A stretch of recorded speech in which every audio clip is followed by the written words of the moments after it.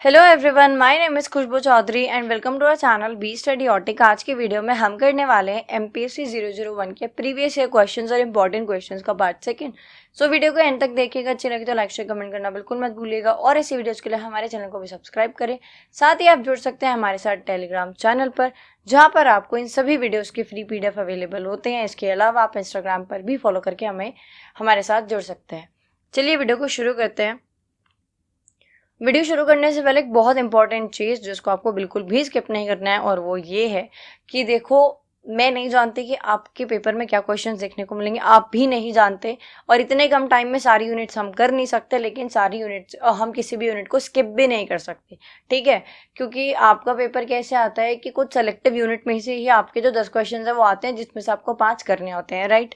तो हमने क्या किया है, जो आपके पिछले 5 साल के क्वेश्चन पेपर हैं, यानी कि जो प्रीवियस 5 ईयर क्वेश्चन पेपर है, हमने उनको यूनिट वाइज डिवाइड करके और उन्हीं यूनिट में से जो इंपॉर्टेंट क्वेश्चंस हैं उनको निकाला है, ठीक है। और इसीलिए हमने जो पार्ट 1 किया था उसमें हमने किया था यूनिट 1 से लेके 6 तक जो PYQ है, इंपॉर्टेंट क्वेश्चन है, उन सबको डिस्कस। आज हम करेंगे पार्ट 2 में यूनिट 7 से 10, और एक और वीडियो आएगी पार्ट 3 जिसमें हम करेंगे यूनिट 11 से 17। इसलिए आपको किसी को भी स्किप नहीं करना है, आपको तीनों वीडियो को अच्छे से देखना है और ज़्यादा से ज़्यादा जो आपके फ्रेंड्स हैं या फिर जो भी आपके कॉलेज के ग्रुप्स हैं वहाँ पे शेयर करना है, ठीक है। चलिए शुरू करते हैं क्वेश्चन 1। और एक चीज़ और, जो हिंदी मीडियम स्टूडेंट्स हैं, बहुत सारे कमेंट आ रहे हैं कि मैम हमें थोड़ी सी प्रॉब्लम हो रही है, जो ऐसे भारी भरकम से शब्द होते हैं, राइट। तो उसके लिए हम क्या कर सकते हैं, तो देखिए, जो मैं अभी यहाँ पे पढ़ा रही हूँ उसको आप पेंसिल और कॉपी लेके बैठ जाइए, नोट कर लीजिए, ठीक है, की टर्म्स या की पॉइंट्स में, क्योंकि मैं हिंदी में ही बोलती हूँ, ठीक है, और इंग्लिश में आपके सामने लिखा ही होता है, तो आप इसको या तो फिर गूगल ट्रांसलेटर की हेल्प से ट्रांसलेट कर लो। बट बहुत जल्दी हम कोशिश करेंगे कि हिंदी मीडियम स्टूडेंट्स के लिए भी जो वीडियो है और जो कंटेंट है, जो नोट्स हैं, PDF है, वो सब हम प्रोवाइड करा सकें, ठीक है। चलिए क्वेश्चन नंबर 1 में हम ये हमसे पूछ रहे हैं, evaluate India's relationship with European union, यानी कि इंडिया और यूरोपियन यूनियन के रिलेशनशिप कैसे हैं। So there are several limitations faced by India in its economic interactions with European Union। देखो, ये कह रहे हैं कि कुछ limitations हैं, यानी कि रिलेशन बहुत अच्छे हमें यहाँ पे नहीं दिख रहे हैं इंडिया और यूरोपियन यूनियन के, ठीक है। पहला क्या है, ट्रेड बैरियर, यानी कि इंडिया और यूरोपियन यूनियन के बीच का जो ट्रेड है, यानी कि गुड्स और सर्विसेज को लेकर जो इम्पोर्ट एक्सपोर्ट है, वो बहुत स्मूथ नहीं है। क्यों नहीं है भाई, देखो, हमारे जो है इंडिया के अलग रूल्स और रेगुलेशंस हैं ट्रेड को लेके, राइट। यूरोपियन यूनियन के अलग हैं, और यही चीज़ क्या है, ये चीज़ और ज़्यादा एक्सपेंसिव बना देते हैं ट्रेड को, ठीक है। और काफ़ी टैरिफ्स, कोटाज और अलग अलग रेगुलेशंस की वजह से जो ट्रेड है वो यहाँ पे काफ़ी मुश्किल से हो पाता है, राइट। अगला है कॉम्प्लेक्स ब्यूरोक्रेसी, यानी कि जो यूरोपियन यूनियन है उनके जो रूल्स और रेगुलेशंस हैं वो इंडिया से बहुत अलग हैं, जो कि ट्रेड एग्रीमेंट्स को बहुत ज़्यादा कॉम्प्लिकेट कर देते हैं, और पूरा जो ये नेगोशिएशन का जो प्रोसेस है वो बहुत लेंदी चलता है। यानी कि मान लो हम बात कर रहे हैं यूरोपियन यूनियन से कोई ट्रेड को लेके कि भाई कुछ गुड सर्विसेज हैं, हम इसका कुछ इम्पोर्ट एक्सपोर्ट करना चाहते हैं। अब वो कहेंगे कि नहीं ऐसे नहीं ऐसे करो, हम कहेंगे नहीं ऐसे नहीं ऐसे, तो ये चीज़ें काफ़ी लंबा टाइम ले जाती हैं, जिसकी वजह से कि हमें बहुत एक्सपेंसिव भी पड़ती हैं, ठीक है, और काफ़ी ये कॉम्प्लेक्स बना देती हैं ट्रेड को। अगला है मार्केट एक्सेस इश्यूज, यानी कि इंडिया और यूरोपियन यूनियन को कभी कभी स्ट्रगल भी करना पड़ता है, क्योंकि दोनों ने ही अपनी जो मार्केट है वो पूरी तरीके से ओपन नहीं की हुई है। ना इंडिया ने और ना ही यूरोपियन यूनियन ने सभी गुड्स और सर्विसेज के लिए मार्केट को ओपन किया हुआ है, ठीक है। तो ये भी एक लिमिटेशन का काम करता है। अगला है लेबर एंड एनवायरमेंटल स्टैंडर्ड, यानी कि जो अभी हमने देखो डिस्कस किया था ना, कि जो लेबर लॉज हैं वो अलग हैं। इंडिया में हो सकता है हमारे लिए कोई चीज़ एनवायरनमेंट को हार्म कर रही है, बट हो सकता है यूरोपियन यूनियन के हिसाब से, उनके हिसाब से वो चीज़ एनवायरनमेंट को हार्म नहीं कर रही है ना। और हमारे लेबर लॉज अलग है, उनके अलग है। अगला है इन्वेस्टमेंट रेस्ट्रिक्शंस, यानी कि यहाँ पे कुछ लिमिटेशंस और रेस्ट्रिक्शंस हैं फॉरेन इन्वेस्टमेंट को लेके, जो कि लिमिट कर देती हैं यूरोपियन यूनियन और इंडिया के इकोनॉमिक कोलैबोरेशन को, जिसकी वजह से जो बिजनेस है वो बिल्कुल भी स्मूथ नहीं चल पाता और काफ़ी बैरियर्स वगैरह देखने पड़ते हैं, राइट, आते हैं। अगला है जियो पॉलिटिकल टेंशंस। तो देखो, इसमें क्या है कि पहले यूएस, अभी हम आगे पढ़ेंगे, इंडिया और यूएस के रिलेशन में भी ये आता है, और इंडिया और यूरोपियन यूनियन के रिलेशन में भी एक टेंस वाली सिचुएशन आती है। देखो, यूरोपियन यूनियन के हिसाब से जो इंडिया है वो ह्यूमन राइट वायलेशन करता है, यानी कि कश्मीर में जो लोग रहते हैं हम जो उनके राइट्स हैं उनको वायलेट करते हैं, ठीक है, तो यहाँ पे इसकी वजह से भी जो रिलेशंस हैं वो अच्छे नहीं हैं. So political differences such as those related to foreign policy or human rights can sometimes spill over into economic relations, creating additional challenges. ठीक है, अगला है क्वेश्चन नंबर 2. अच्छा, इस पूरी वीडियो में ना हम सिर्फ रिलेशंस की बात करेंगे, इंडिया के रिलेशंस हमारी नेबरिंग कंट्री से या आसियान से या फिर यूएस से, चाइना से, रशिया से, इन सभी से.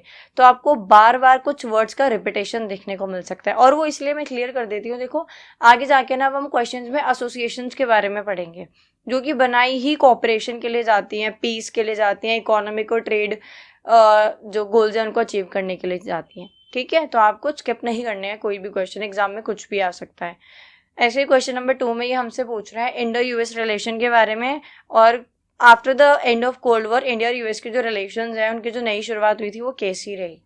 राइट, बात करते हैं इंडो यूएस रिलेशंस के बारे में. सो इंडिया और यूएस दोनों ही जाने जाती हैं as the world's largest and most powerful democracies. Right, दोनों ही काफ़ी पावरफुल डेमोक्रेसीज होल्ड करती हैं. इसके साथ सिविलाइजेशन की बात करें, सो इंडिया पुरानी सिविलाइजेशन है, पुरानी सभ्यता है as compare to US. US is a younger civilisation. But अगर हम बात करें इन टर्म्स ऑफ स्टेटहुड, तो देखो यूएस इंडिया से पुराना है, क्योंकि हमें जो इंडिपेंडेंस है वो लेट मिली थी. राइट, तो यहाँ पे जो यूएस है वो पुराना है इंडिया से, और सिविलाइजेशन के मामले में हम पुराने हैं किससे, यूएस से. ठीक है, अब यहाँ पे कुछ इश्यूज हैं जिन पे इंडिया और यूएस की थोड़ी सी हमें बीच में टेंस वाले रिलेशंस देखने को मिले थे. एक है कश्मीर प्रॉब्लम, दूसरा है American arms transfer to Pakistan, तीसरा है न्यूक्लियर इशू. ठीक है, पहला है कश्मीर प्रॉब्लम. ये देखो क्या हुआ था कि जब इंडो पाकिस्तान वॉर चल रहा था, तो उसका जो थर्ड राउंड था 1971 के आसपास की ये बात हो रही है, तो वहाँ पे हमें कहीं ना कहीं यूएस का झुकाव, यानी यूएस टिल्ट टुवर्ड्स पाकिस्तान, यानी कि यूएस का झुकाव दिखता है पाकिस्तान की तरफ, जो कि डायरेक्टली या इनडायरेक्टली इंडिया के लिए थोड़ा हॉस्टिलिटी वाला एक्ट था. राइट, अगला है कि जब इंडिया जीत जाता है उस वॉर में, तो उसके बाद यूएस को लगने लगता है कि नहीं, शायद शिमला एग्रीमेंट सही है. शिमला एग्रीमेंट क्या है, तो देखो इंडिया कभी भी वॉर को सपोर्ट नहीं करता, हम कभी भी नहीं चाहेंगे कि वॉर हो. हम हमेशा पीसफुल डायलॉग्स को, नेगोशिएशंस को, है ना, टॉक्स को, इनको सपोर्ट करते हैं. तो शिमला एग्रीमेंट भी इंडिया की तरफ से एक पहल थी कि जो भी वॉर है हम इसको पीसफुल तरीके से आगे रिजॉल्व करना चाहेंगे. तो पहले यूएस का झुकाव पाकिस्तान की तरफ था, बट इंडिया की विक्ट्री के बाद वो कहीं ना कहीं सपोर्ट करने लगा शिमला एग्रीमेंट को. लेकिन उसके बाद भी वॉशिंगटन का अभी भी यही मानना था कि भाई देखो इंडिया क्या कहता है, हम कहते हैं कि कश्मीर हमारा इंटरनल डिस्प्यूट है, हम नहीं चाहते कि कोई भी देश उसमें इंटरफेरेंस दिखाए, राइट, इंटरफेयर करे, इंटरवीन करे.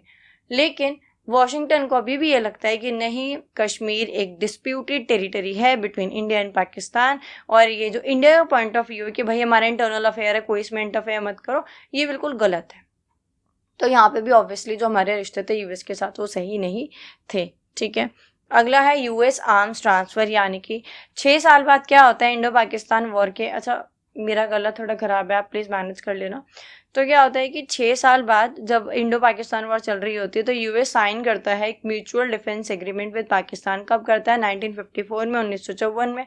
उसके बाद एक और एग्रीमेंट साइन होता है 1959 में ऑन मिलिट्री कोऑपरेशन, और उसी बीच में जो पाकिस्तान है वो वेस्टर्न अलायंसेज यानी कि सीटो और सेंटो को ज्वाइन कर लेता है.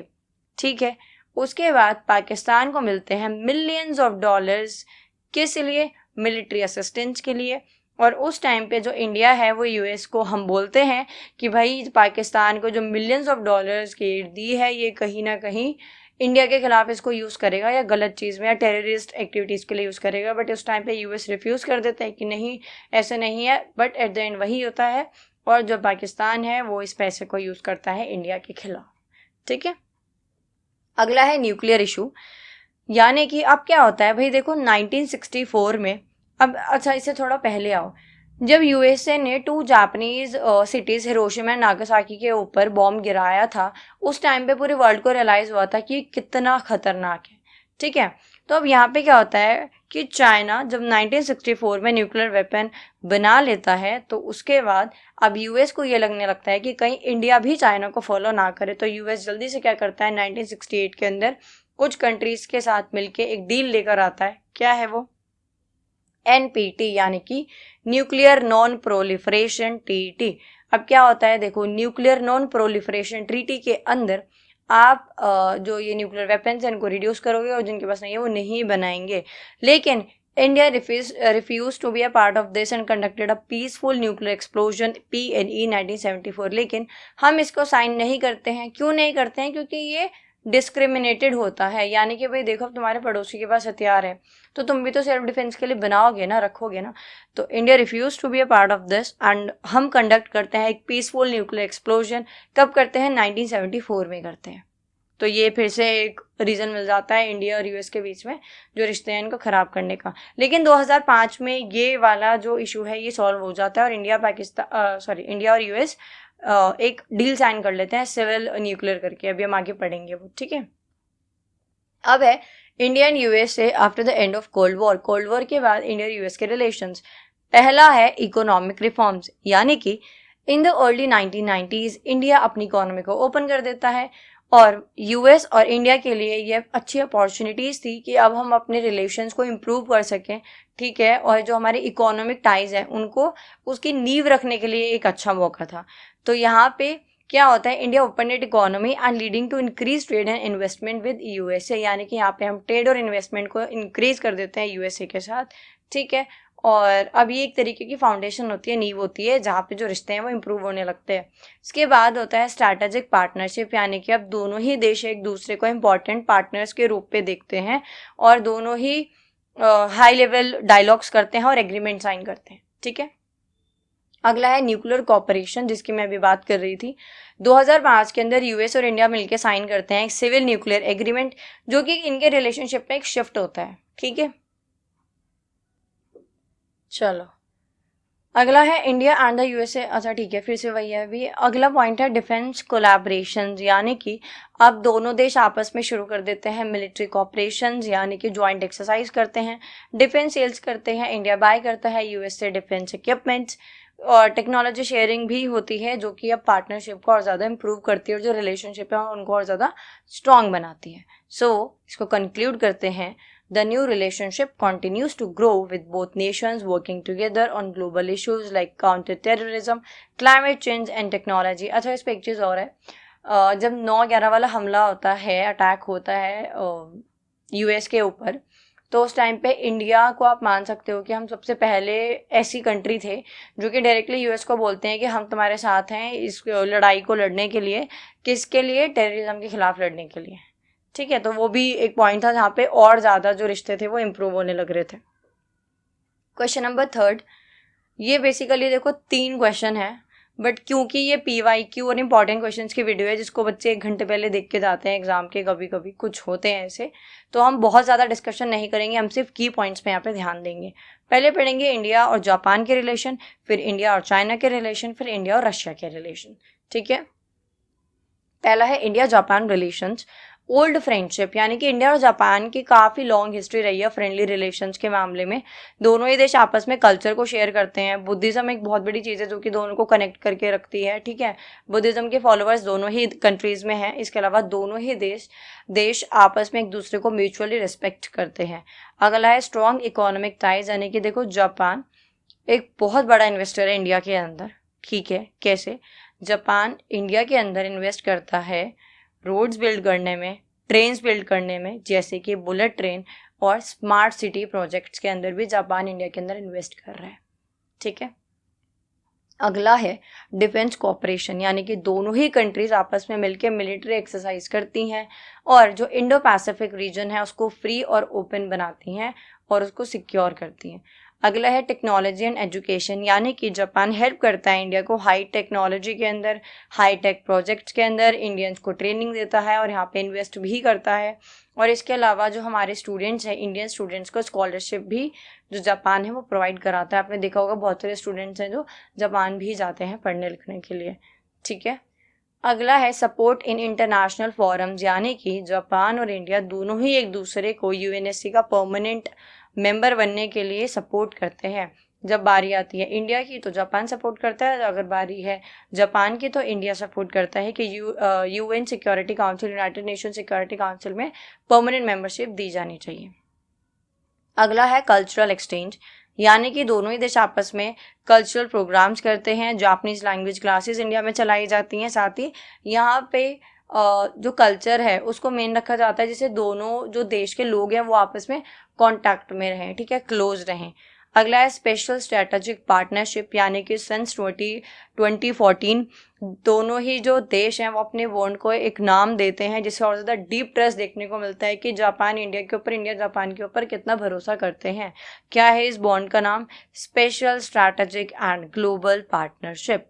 अगला है रीसेंट प्रोजेक्ट, यानी कि जापान अभी हेल्प कर रहा है इंडिया को इन Mumbai Ahmedabad bullet train project, जो कि अनदर बिग इंफ्रास्ट्रक्चर प्लान या प्रोजेक्ट है इंडिया के अंदर। कंक्लूड करते हैं, सो इंडिया और जापान दोनों ही बहुत ही फ्रेंडली पीसफुल रिलेशंस आपस में सेलिब्रेट करते हैं, हम कह सकते हैं, ठीक है, क्योंकि काफ़ी पीसफुल और फ्रेंडली रिलेशंस हैं, जैसे हमारे रशिया के साथ हैं, कुछ कुछ वैसे ही है। और इकोनॉमी डिफेंस के मामले में भी दोनों जो हैं वो आगे ग्रोथ की तरफ ही बढ़ रहे हैं, ठीक है। अब आ जाओ emerging trends in Indo China relations. पहला है बॉर्डर टॉक कंटिन्यू, यानी कि देखो भले वो नथुला स्कर्मिश हो या फिर वुहान हो या फिर कुछ भी हो, ठीक है, तो यहाँ पे बॉर्डर डिस्प्यूट्स हमेशा रहते ही हैं, ठीक है, भले वॉर भी क्यों ना हो जाए, लेकिन यहाँ पे बॉर्डर डिस्प्यूट देखने को हमें मिलते ही हैं। तो पहला पॉइंट कह रहा है बॉर्डर टॉक्स कंटिन्यू, यानी ये दोनों ही देश आपस में कोशिश कर रहे हैं कि जो बॉर्डर टेंशन है, एलएसी पे जो टेंशन है लाइन ऑफ एक्चुअल कंट्रोल पे, वो कम की जा सके। स्पेशली 2020 कॉन्फ्लिक्ट जो हुआ था लद्दाख के अंदर, उसके बाद कोशिश की जा रही है कि जो चीज़ें हैं वो थोड़ी बहुत स्मूथ हो सके। अगला है एफर्ट्स टू इम्प्रूव टाइज, यानी कि इंडिया और चाइना दोनों ही ट्राई कर रहे हैं कि एक दूसरे के साथ जो रिलेशंस हैं उनको ये इम्प्रूव कर सकें। कैसे? मिलिट्री टॉक से, पीस एग्रीमेंट से और ऑफिशियल विजिट से। मैं फिर से कह रही हूँ कि यहाँ पे ये कोशिश कर रहे हैं, ठीक है, हुए नहीं हैं, सक्सेसफुल नहीं हुए हैं, कोशिश ही कर रहे हैं। अगला है डायरेक्ट फ्लाइट्स रिज्यूम, ये भी एक कोशिश ही जा रही है कि बहुत टाइम बाद जो डायरेक्ट फ्लाइट्स हैं बिटवीन इंडिया एंड चाइना, इसको दोबारा से शुरू किया जाए, और ये एक साइन होगा एक बेटर कम्युनिकेशन की तरफ। फिर से बोल रही हूँ, कोशिश कर रहे हैं। अगला है स्ट्रॉन्ग ट्रेड बट कॉशियस। अब यहाँ पे ये अगर आप देखोगे ना, इंडिया का जो टॉय मार्केट है, राइट, या फिर इंडिया का जो स्टेशनरी मार्केट है, वो भरा पड़ा है चाइनीज प्रोडक्ट से। आप किसी भी स्टेशनरी शॉप पे जाके कोई भी 5 आइटम्स ले लो, पांचों के पीछे मोस्ट प्रोबेबली आपको मेड इन चाइना मिलेगा। आप एक शॉप में जाके कुछ भी टॉय मांग लो, सब पे मेड इन चाइना लिखा मिलेगा, ठीक है। तो China is still one of the India's biggest trading partner, लेकिन अभी हम कोशिश कर रहे हैं पूरी की जो डिपेंडेंसी है चाइना के ऊपर वो कम हो, और हम इंडिया के अंदर क्या हो सके हम खुद से अपने प्रोडक्ट्स बनाएं, राइट, सेल्फ सफिशिएंट हो सके। अगला है स्ट्रैटेजिक बैलेंस, यानी कि India is building stronger ties with other country. अब यहाँ पे क्या इंडिया ना बैलेंस बना के चल रहा है, यानी कि हम कोशिश कर रहे हैं कि चाइना के साथ थोड़ा पीसफुल डायलॉग हो, थोड़ी बातचीत हो, जो रिश्ते हैं वो थोड़े स्मूथ हो, चीज़ें सही चले, बॉर्डर टेंशन कम हो। लेकिन उसके साथ ही हम ध्यान दे रहे हैं कि यूएस से, जापान और ऑस्ट्रेलिया के साथ हमारे जो रिश्ते हैं वो मजबूत हों और आगे बढ़े। अगला है पीपल टू पीपल कॉन्टैक्ट, यानी both sides are planning to restart tourism पे। देखो ध्यान से देखो क्या लिखा हुआ है, प्लानिंग, ठीक है, यानी कि टूरिज्म दोबारा से शुरू हो सके, स्टूडेंट एक्सचेंज दोबारा से शुरू हो सके, और जो कैलाश मानसरोवर यात्रा है वो शुरू हो सके। तो इन सभी चीज़ों के लिए भी बातचीत चल रही है। अगला है कोऑपरेशन इन ग्लोबल फोरम्स, कि ये जो भी डिफरेंसेस हैं, इन सारे डिफरेंसेस को साइड में रखते हुए इंडिया और चाइना एक साथ कुछ ग्रुप्स के अंदर भी आपको काम करते हुए दिखेंगे, जैसे कि ब्रिक्स, एससीओ यानी कि शंघाई कोऑपरेशन ऑर्गेनाइजेशन। अगला है नेक्स्ट है फोकस ऑन स्टेबिलिटी, यानी कि दोनों ही नेशन फोकस कर रहे हैं कि भाई पीस मेंटेन किया जा सके, थोड़ी स्टेबिलिटी आए, स्थिरता आए, और दोबारा से एक दूसरे के ऊपर ट्रस्ट बनाया जा सके बिना किसी कॉन्फ्लिक्ट के। कंक्लूजन पे आते हैं, वैसे अब तक तो आप लोग खुद कंक्लूड कर चुके होंगे। तो ये कह रहे हैं इंडिया और चाइना के जो रिलेशंस हैं वो स्लोली मतलब इम्प्रूवमेंट की तरफ को जा रहे हैं, लेकिन दोनों साइड्स को एक दूसरे के ऊपर बिल्कुल भी कतई भी भरोसा नहीं है। दोनों साइड्स बहुत केयरफुल हैं और एक दूसरे को बहुत क्लोजली मॉनिटर करती रहती हैं। और अब भाई फ्यूचर डिपेंड करता है कि अगर इंडिया चाइना को, चाइना इंडिया को म्यूचुअली रिस्पेक्ट प्रोवाइड करते हैं और पीसफुल डायलॉग्स में ये लोग इन्वॉल्व होते हैं, तो आगे जाके जो रिलेशंस हैं वो इम्प्रूव हो भी सकते हैं, ठीक है। अब है Indo Russian relation since the mid 1990s। तो देखो आप सभी जानते हो कि इंडिया और रशिया के रिलेशंस हमेशा से ही बहुत अच्छे रहे हैं, ठीक है। पहला है स्ट्रॉन्ग फ्रेंडशिप, यानी कि 1991 में after the collapse of Soviet union India के रिश्ते बहुत अच्छे रहे हैं रशिया के साथ। तभी से रशिया हमारा की पार्टनर है। अगर हम डिफेंस की बात करें तो हम अपने सारे इक्विपमेंट्स वहीं से लेते हैं मोस्टली, ठीक है। स्पेस रिसर्च में दोनों देश मिलकर काम कर रहे हैं और न्यूक्लियर एनर्जी प्रोजेक्ट्स के ऊपर भी दोनों देश मिलकर काम कर रहे हैं। डिफेंस कोऑपरेशन की बात करें तो Russia is India's biggest defence supplier.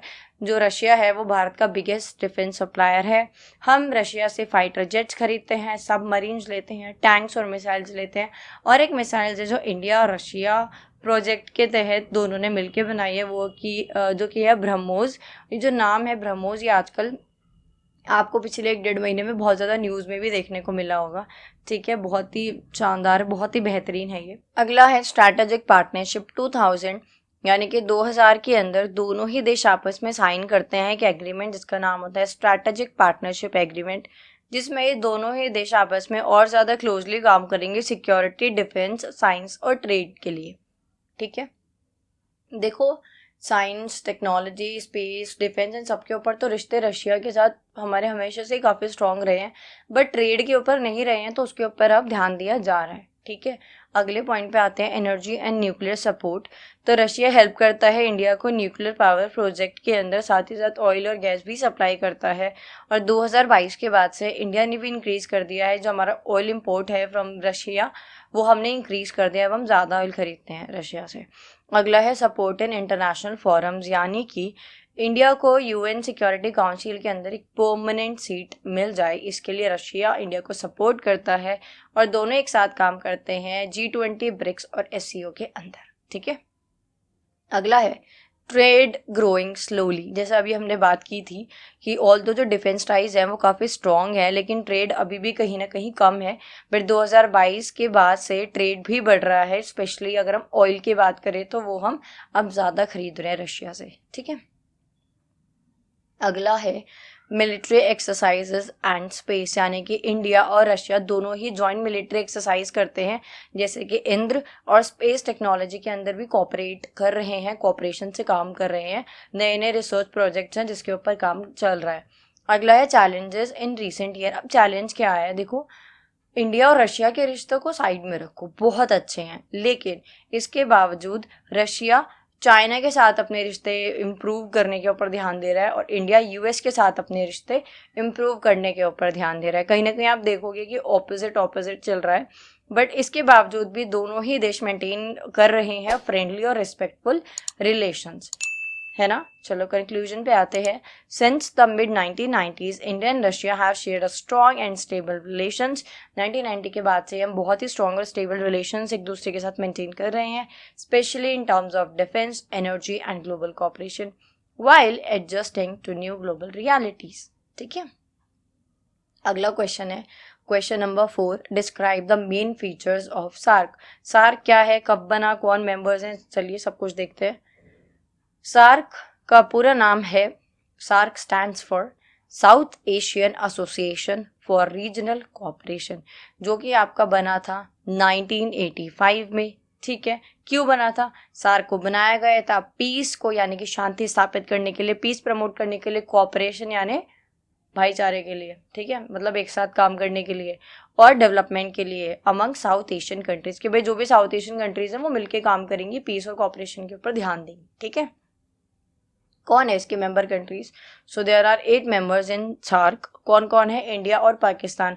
अब आप देख लो, जब शुरू के ही दो नाम ऐसे हैं जो एक साथ रह ही नहीं सकते, वो एक साथ कैसे कहीं पे काम कर सकते हैं, इसलिए जो सार्क है वो इसी कारण की वजह से अभी हम आगे देखेंगे इफेक्टिव नहीं रहा, ठीक है। सो 8 मेंबर्स हैं, 8 मेंबर कंट्रीज हैं सार्क के अंदर। कौन कौन है, India, Pakistan, Bangladesh, Sri Lanka, Nepal, Bhutan, Maldives and Afghanistan. Focus क्या है भाई, सार्क का फोकस है रीजनल कोऑपरेशन, यानी ये जो 8 देश हैं ये सब एक दूसरे की हेल्प करें। क्यों, किस चीज़ के लिए हेल्प करें भाई, ये सब मिलके काम करें कि अगर हेल्थ सेक्टर में किसी के पास कुछ अच्छी टेक्नोलॉजी है तो वो बाकियों के साथ शेयर करें, है ना। स्कॉलरशिप्स दें, एजुकेशन को और ज़्यादा इम्प्रूव करें, बेटर बनाएं, ट्रेड को इम्प्रूव करें, है ना। आपस में जो 8 देश हैं इनमें ट्रेड स्मूथली हो, एनवायरनमेंट को लेके काम करें, कल्चर को लेके काम करें, ये फोकस है इनका। नो पॉलिटिकल इंटरफेरेंस, यानी कि सार्क के अंदर बिल्कुल भी अलाउ नहीं है कि भाई यहाँ पे कोई अपने पॉलिटिकल डिस्प्यूट्स को आगे डिस्कस करेगा। अब किसको अलाउ नहीं है? अब एक दो ही ऐसे देश हैं जिनका आपस में कॉन्फ्लिक्ट है, वो कौन है यहाँ पे? इंडिया और पाकिस्तान। और यही कारण है कि जो इनकी मीटिंग्स हैं वो नहीं हो पाती हैं, क्योंकि दोनों देश एक साथ बैठ नहीं पाते हैं, और ये जो सार्क है ये इफेक्टिव नहीं है। तो अगला है सार्क समिट।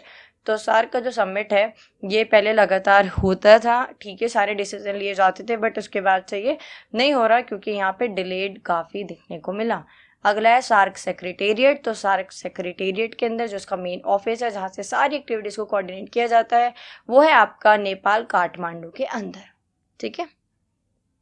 7 है साफ्ता एग्रीमेंट। साफ्ता एग्रीमेंट क्या है? देखो, सार्क ने इंट्रोड्यूस किया था south Asian free trade area, यानी कि जो 8 देश हैं ये आपस में फ्री ट्रेड को प्रमोट करेंगे, यानी कि 8 देशों के अंदर जो भी ट्रेड होगा वो एकदम फ्री होगा, कोई टैरिफ, कोई टैक्स, कोई बैरियर्स नहीं होंगे, ठीक है।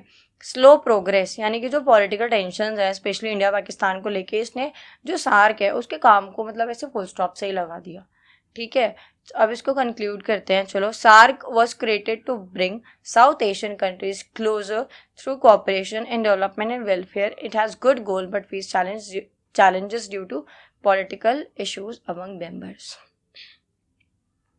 अगला है question number 5, explain the India's policies with other nations in South Asia. अब हम बात करेंगे साउथ एशिया के साथ इंडिया की क्या पॉलिसीज हैं। देखो, आगे के जो क्वेश्चंस हैं अब वो आपको बिल्कुल सेम लगेंगे, क्योंकि देखो आप खुद ही सोचो, अगर कोई भी रीजनल ऑर्गेनाइजेशन, रीजनल ग्रुप, कोई एसोसिएशन या कॉरपोरेशन बनाया जा रहा है तो वो किसके लिए बनाया जा रहा होगा? इकोनॉमी इंप्रूव करने के लिए, ट्रेड को बढ़ाने के लिए, रिश्ते अच्छे करने के लिए, कल्चरल एक्सचेंज के लिए। तो हम आगे वही सब चीज़ें पढ़ने वाले हैं, ठीक है। जल्दी जल्दी से इसको कवर कर लेते हैं।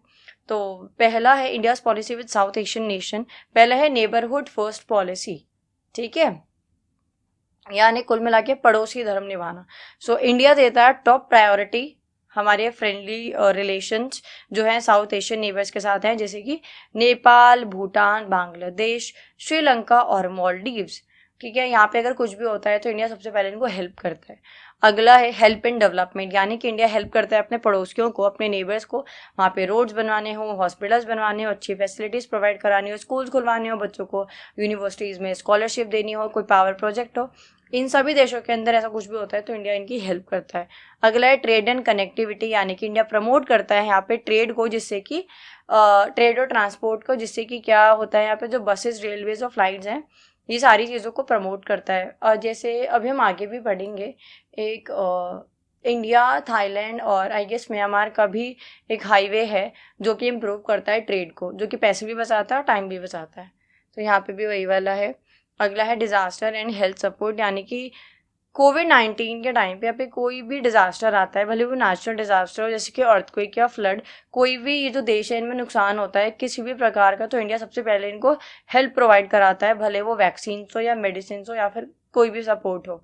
अगला है सिक्योरिटी एंड डिफेंस कोऑपरेशन, यानी कि इंडिया ट्रेन करता है इन नेबर कंट्रीज़ के मिलिट्री फोर्सेस को और जॉइंट एक्सरसाइज करते हैं, जिससे कि हम टेररिज्म के खिलाफ लड़ सकें और ये जो रीजन है ना, यहाँ पे शांति रह सके, पीस मेंटेन कर सके।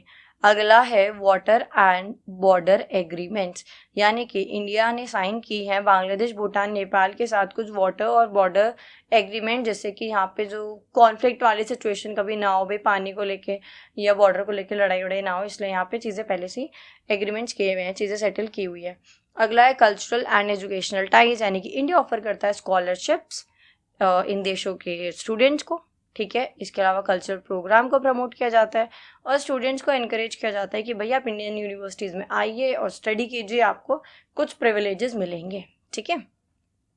अगला है कंसर्न्स विद सम नेबर्स, यानी कि पाकिस्तान के साथ जो हमारे रिलेशन हैं वो थोड़ा यहाँ पे क्रॉस बॉर्डर टेररिज्म को, क्योंकि भाई है, देखो पाकिस्तान की तरफ से जो टेररिस्ट एक्टिविटीज़ है वो होती रहती है, तो यहाँ पे इसकी वजह से थोड़ा टेंशन बनी रहती है।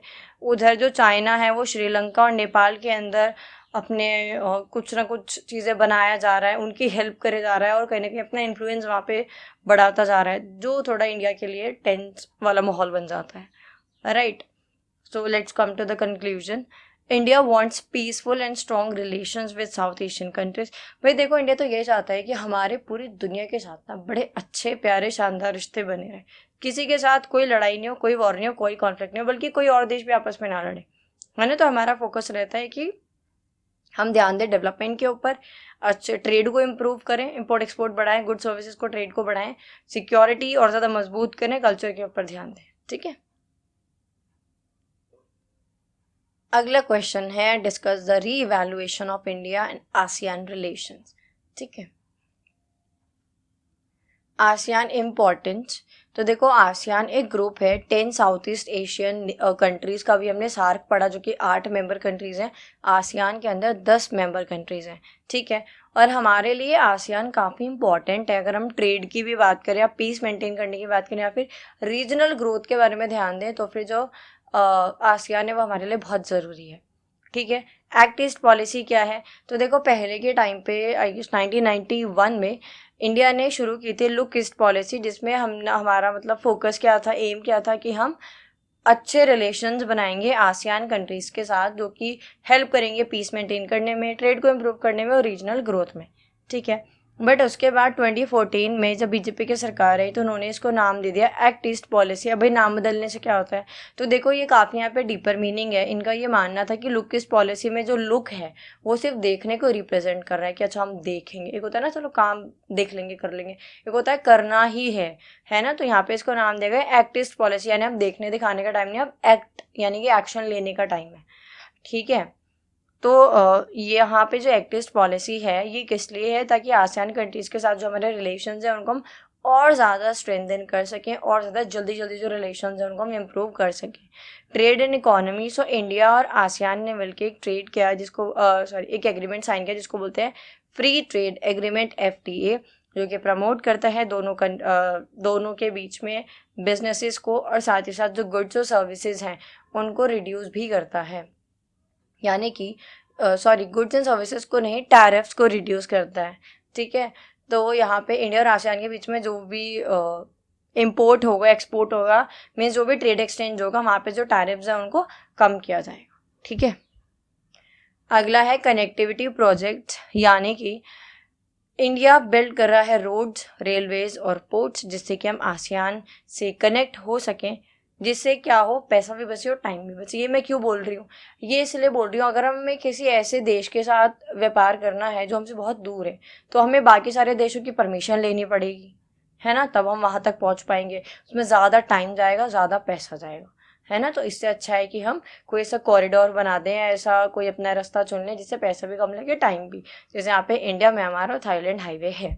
ठीक है, जिससे कनेक्टिविटी और ज़्यादा इंप्रूव होती है और ट्रेड स्मूथ होता है। अगला है defence and security. So India काम करता है आसियान के साथ और मेरीटाइम सिक्योरिटी, साथ में यहाँ पे जॉइंट मिलिट्री एक्सरसाइजेज हम करते हैं, और जो भी टेक्नोलॉजी शेयरिंग होती है वो भी करते हैं, और टेररिज्म के खिलाफ भी यहाँ पे लड़ते हैं, इंफॉर्मेशन भी शेयर करते हैं आपस में। ठीक है, अगला है कल्चरल एंड एजुकेशनल लिंक्स, यानी कि इंडिया और आसियान दोनों ही शेयर करते हैं डीप कल्चरल टाइज। अगर हम बात करें इंडोनेशिया या थाईलैंड की, ठीक है, या म्यांमार की, तो यहाँ पे हमें कहीं ना कहीं बुद्धिज़्म का इन्फ्लुएंस देखने को मिलता है। लोग काफ़ी बुद्धिज़्म को उधर मानते हैं, साथ में बाकी भी और भी कल्चर वहाँ पे कुछ कुछ सिमिलर है।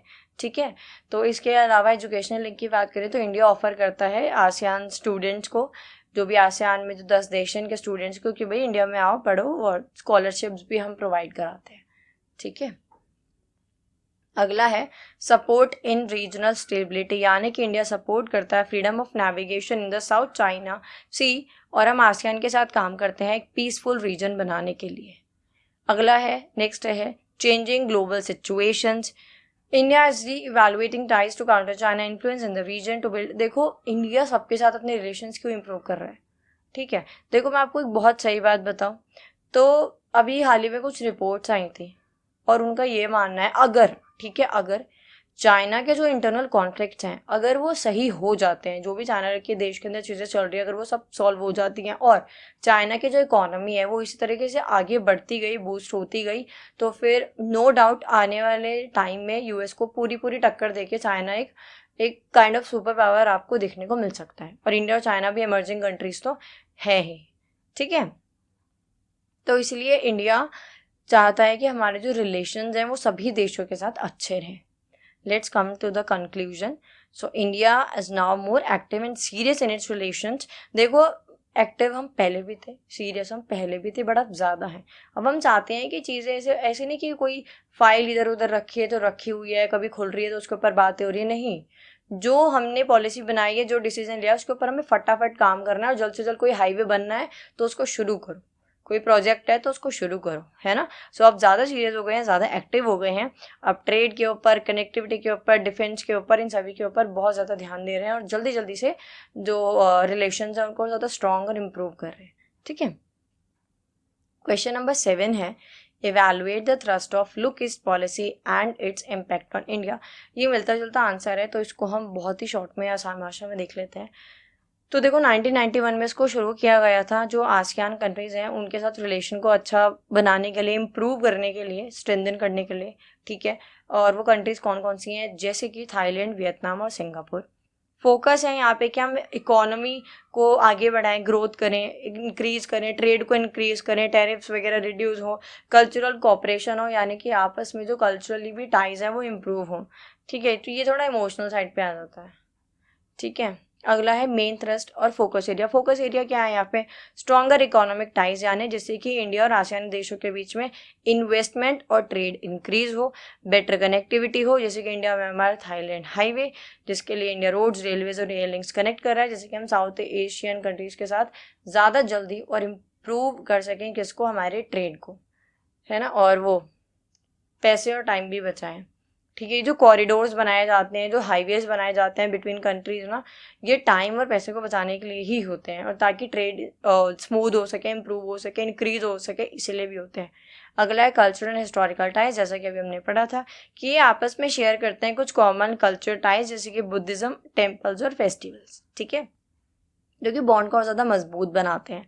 अगला है स्ट्रैटेजिक इम्पोर्टेंस, यानी कि improve security cooperation to balance China's growing influence in the region। ये हमने अभी पढ़ा था। अगला है transition to Act East policy, ये भी हमने देखा था 2014 में। 2014 में एक्ट ईस्ट पॉलिसी क्यों बना दिया गया, लुक ईस्ट पॉलिसी को, क्योंकि अभी एक्शन लेने का टाइम है, डीपर इन्वॉल्वमेंट का टाइम है। ठीक है। इम्पैक्ट ऑन इंडिया, इंडिया के ऊपर देखो यही इम्पैक्ट पड़ा। पहले तो ट्रेड इंप्रूव हो गया, दूसरा एशिया के अंदर इमेज पहले से अच्छी थी, अब और अच्छी हो गई। ठीक है, हम सॉफ्ट पावर भी तो है ना। अगला है डिफेंस कॉपरेशन, यानी कि हम मिलिट्री एक्सरसाइज करते हैं और डिफेंस टॉक्स करते हैं, जिसकी वजह से और ज़्यादा रिलेशंस इंप्रूव हो रहे हैं हर तरीके से। ट्रेड भी बढ़ रहा है, इकोनॉमी भी बढ़ रही है, कल्चरली भी हम आगे बढ़ रहे हैं। ठीक है, कल्चर्स भी आगे बढ़ रहे हैं, डिफेंस टॉक्स भी हो रहे हैं, साइंस एंड टेक के ऊपर बात हो रही है, तो हर फील्ड में, हर टर्म्स में आगे हो रहे हैं। रीजनल रोल, यानी कि India plays a bigger role in groups like ASEAN, East Asia Summit और बिम्स्टेक। ठीक है, बिम्स्टेक क्या है वो हम अभी देखेंगे, आसियान क्या है वो हमने देख लिया है। इन सभी के अंदर अब इंडिया काफ़ी बड़ा रोल प्ले कर रहा है। अगला है मोर इन्वेस्टमेंट, यानी कि अब कंट्रीज जैसे कि सिंगापुर, जापान और वियतनाम इंडिया के अंदर हेविली इन्वेस्ट कर रहे हैं। Okay, conclusion, the Lucas policy helped India connect better with Southeast Asia and increased its role in regional trade, security and diplomacy. It laid the foundation for a stronger active strategy. Okay. अगला question number 8, write a note on the following. इस video का आखिरी question, BIMSTEC and its achievements. BIMSTEC क्या भला है, देखते हैं। भाई, BIMSTEC stands for Bay of Bengal Initiative for Multi Sectoral Technical and Economic Cooperation. नाम से पता चल रहा है कि जो बे ऑफ बंगाल वाला रीजन है, आसपास के जो भी देश हैं, हम सबने मिलकर ये शुरू करा है, जिससे कि मल्टी सेक्टर्स के ऊपर ध्यान दिया जा सके, टेक्निकल इकोनॉमिक कॉपरेशन यहाँ पे हो सके। कब बना था, 1997 में बना था। कौन कौन है इसमें, बे ऑफ बंगाल यानी बंगाल की खाड़ी के आसपास के जो देश हैं, 7 मेंबर्स हैं, 7 मेंबर कंट्रीज हैं, India, Bangladesh, Myanmar, Sri Lanka, Thailand, Nepal और भूटान। ठीक है। मेन एम्स ऑफ बिम्स्टेक, तो भाई इसको क्यों बनाया गया है, हमने पहले भी डिस्कस किया था क्यों बनाए जाते हैं ये एसोसिएशन। कोई भी क्वेश्चन आया ना आपका कि कोई भी एसोसिएशन है इंडिया का, उससे क्या लिंक है या आपस में क्या लिंक है, सब में सेम ही चीज़ लिख के आनी है। जैसे इसको देखो, पहला पॉइंट बूस्ट कॉपरेशन, यानी कि एक साथ काम करेंगी ये जो देश हैं, इसमें सातों देश ट्रेड के ऊपर ध्यान देंगे, इसको स्मूथ और इम्प्रूव करेंगे, टैरिफ कम करेंगे, ट्रांसपोर्ट को और ज़्यादा इजी और स्मूथ बनाएंगे, हाईवेज वगैरह बनाएंगे, रोड्स वगैरह बनाएंगे, एनर्जी टूरिज्म को बढ़ाएंगे, सिक्योरिटी के ऊपर ध्यान देंगे, टेररिज्म को ख़त्म करने के ऊपर ध्यान देंगे। अगला है कनेक्ट करेंगे ये बिम्स्टेक के अंदर साउथ को साउथ ईस्ट एशिया से, स्ट्रॉन्ग लिंक्स बनाएंगे दोनों रीजन्स के अंदर, इम्प्रूव करेंगे रीजनल ग्रोथ को, यानी कि बे ऑफ बंगाल का जो एरिया है यहाँ पे फोकस करेंगे इकोनॉमिक डेवलपमेंट पे, पीस मेंटेन करेंगे और पॉवर्टी को खत्म करने के ऊपर ध्यान देंगे। की अचीवमेंट्स क्या अचीव कर लिया भाई बिम्स्टेक ने, देखो पहला है स्ट्रॉन्गर टाइज अमंग मेंबर्स, यानी इसके जो देश हैं आपस में बहुत अच्छे रिश्ते बन गए सब में। अगला है फोकस ऑन कनेक्टिविटी, यानी कि रोड्स रेलवेज और पोर्ट्स बना रहे हैं ये लोग जिससे कि जो मेंबर कंट्रीज हैं कनेक्ट कर सकें, और जो इंफ्रास्ट्रक्चर प्लान्स या प्रोजेक्ट्स हैं उसके ऊपर भी बिम्स्टेक काम करता है जिससे कि ट्रांसपोर्ट को और ट्रेड को बढ़ाया जा सके। ठीक है, अगला है कोऑपरेशन ऑन सिक्योरिटी, यानी कि सारे देश आपस में मिलकर इंफॉर्मेशन शेयर करते हैं जिससे कि टेररिज्म के खिलाफ लड़ाई भी करते हैं, स्मगलिंग वगैरह को भी रोकते हैं और साइबर क्राइम में भी एक दूसरे की हेल्प करते हैं। क्राइम करने में नहीं, क्राइम को ख़त्म करने में हेल्प करते हैं। अगला है एनर्जी प्रोजेक्ट्स, यानी कि इन सब का फोकस है किसका, इंडिया भूटान नेपाल का, कि भाई हम हाइड्रो पावर और क्लीन एनर्जी का यूज़ करेंगे, एनवायरनमेंट को हम अच्छा बनाएंगे। ठीक है, नेक्स्ट है डिजास्टर मैनेजमेंट, यानी आपने देखा होगा नेपाल में या फिर श्रीलंका में, मतलब कहीं भी ये जो देश हैं कहीं भी कोई नेचुरल डिजास्टर जैसे कि फ्लड ड्रॉट या कुछ भी ऐसा कुछ होता है तो इंडिया सबसे पहले इनको जाके वहाँ पे एड प्रोवाइड करता है। इसके अलावा सिर्फ हम मदद ही नहीं करते, हम ट्रेनिंग और कॉपरेशन भी यहाँ पे करते हैं, ट्रेनिंग भी देते हैं और कॉपरेट भी करते हैं उनको हर चीज़ में।